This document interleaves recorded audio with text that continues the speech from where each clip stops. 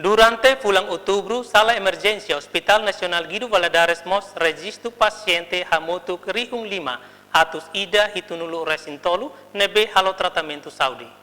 Questão nehato husi Sefi Departamento Emergência Hospital Nacional Guido Valadares, Julia Rodrigues Quintão, Bestel e a Sala Emergência Hospital Nacional Quartane. Ni explica paciente rihun 5 atus ida hitunulu resintolu nebe mak registro e a sala emergência ne maioria labarik ho moras variedade, hanesang moras interna no pulmonologia e selutan.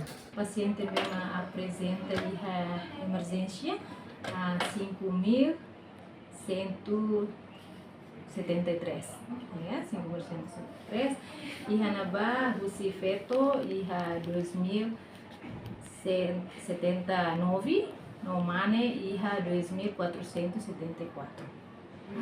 E hanaba e husi paciente total ne bema presente em emergência, paciente ne bema baixa e a 1.364, nós paciente ne bema alta ne e a 2.802.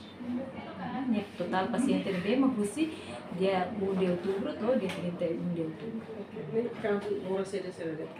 E a paciente ne mais husi mora susi labari kikuannya, ya, mora susi baixa balabari kikuan ba seda interna ba pulmonologia ou variedade moras nevema apresenta e emergência.